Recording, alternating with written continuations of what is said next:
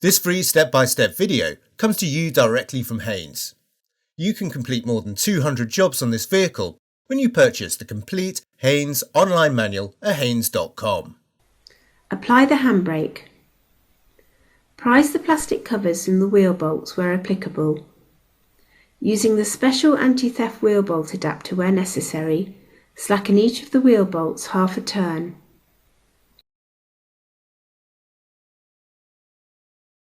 Position the jack head under the reinforced section of the dorsal flange. Raise the vehicle until the wheel is clear of the ground. Support the vehicle with an axle stand under the reinforced section of the sill flange.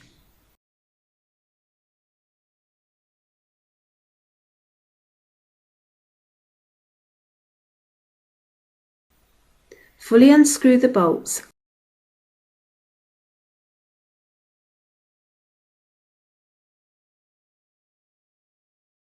and remove the wheel.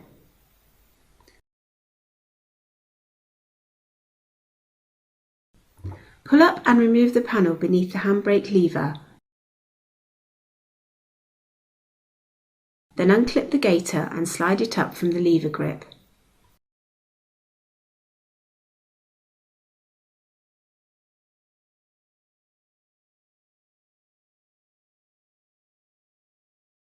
Slacken the cable adjuster nut anti-clockwise to remove all tension.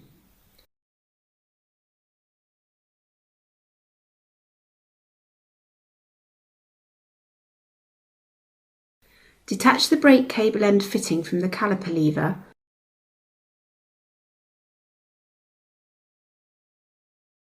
then prise out the metal clip and pull the cable from the support bracket.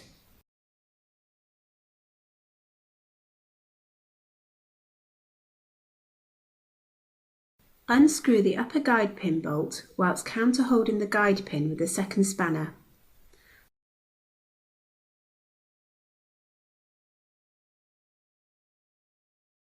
Unscrew the lower guide pin bolt in the same way.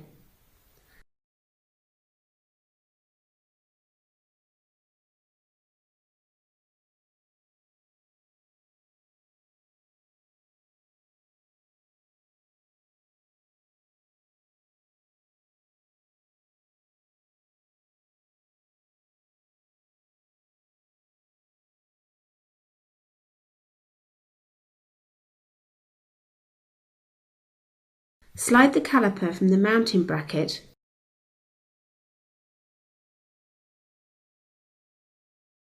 then suspend it from the coil spring with wire to prevent straining the rubber hose. Remove the inner and outer brake pads. If necessary, use a screwdriver to lever them from place.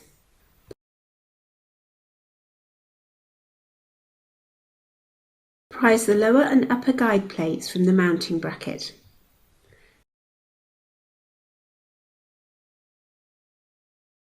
Measure the thickness of all the brake pad friction material. If any pad is worn down to 2 mm or less, all 4 rear brake pads must be renewed. If new pads are to be fitted, the piston must be pushed fully back into the caliper. To prevent any dirt particles from being pushed back up into the hydraulic circuit, clamp the flexible rubber hose.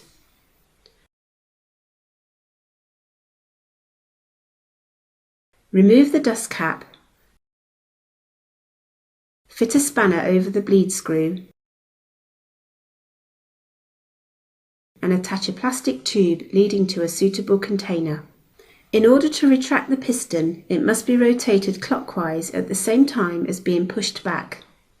This is best achieved with the piston retraction tool, although it can also be done using circlip pliers, pushing and twisting at the same time. Open the bleed screw and retract the piston fully back into the caliper.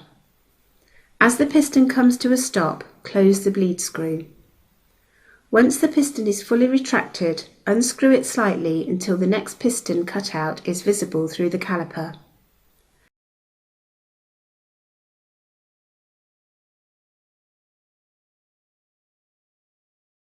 Remove the retraction tool, disconnect the tube remove the spanner and refit the dust cap.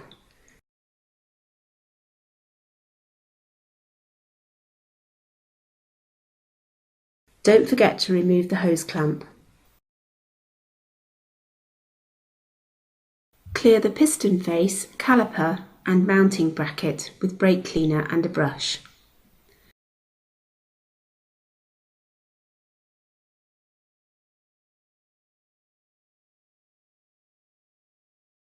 Refit the lower and upper guide plates to the mounting bracket.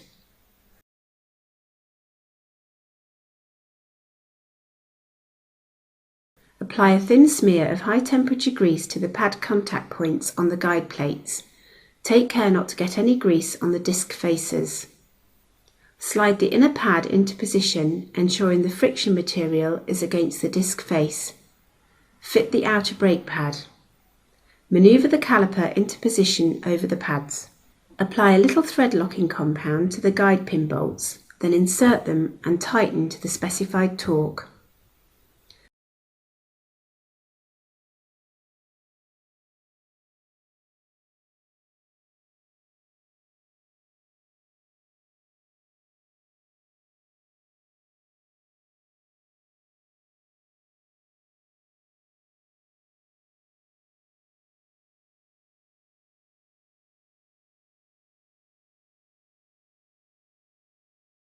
Feed the handbrake cable through the support bracket and secure it with the metal clip.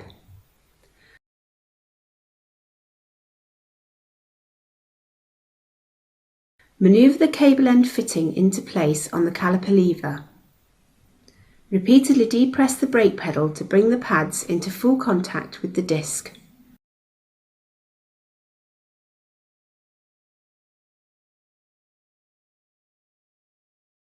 Repeat this procedure on the remaining rear brake. Fully apply and release the handbrake 5 times. Then with the lever set on the second notch of the ratchet mechanism, rotate the cable adjuster nut clockwise until a reasonable amount of force is required to turn each wheel. With the adjustment complete, slide the gaiter over the lever and clip it into place.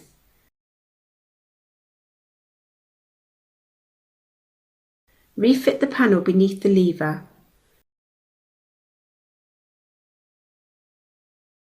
Check and top up the brake fluid level.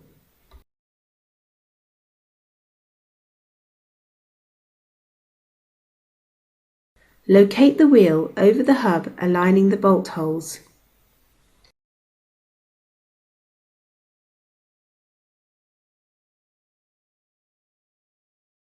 Insert the retaining bolts and lightly tighten them.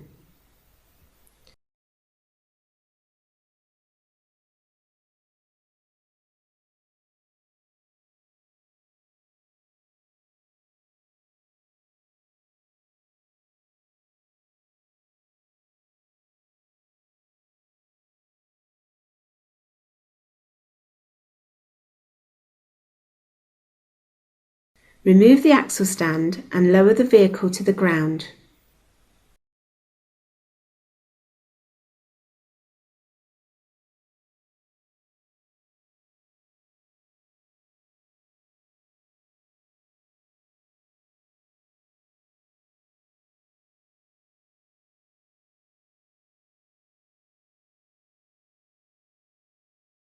Tighten the bolts to the specified torque.